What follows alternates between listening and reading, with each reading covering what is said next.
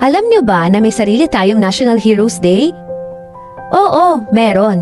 Tuwing huling Lunes ng Agosto, ipinagdiriwang natin ang araw na ito para alalahanin ang lahat ng Pilipinong lumaban at nagsakripisyo para sa kalayaan ng bansa.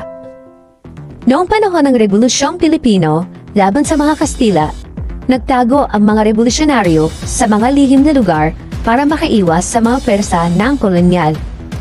Gumamit sila ng taktika at lihim na komunikasyon para ipagpatuloy ang laban. Isa sa mga kilalang bayani ay si Melchor Aquino o mas kilala bilang Tandang Sora. Tinulungan niya ang mga katipunero sa pamamagitan ng pagkain, gamot at kanlungan.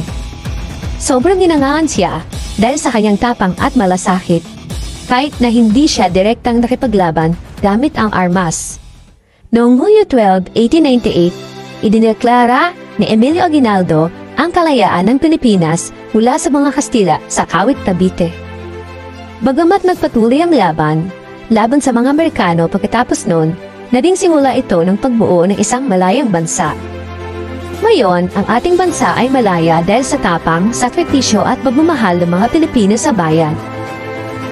That's all for now. See you next time. Kita Kits!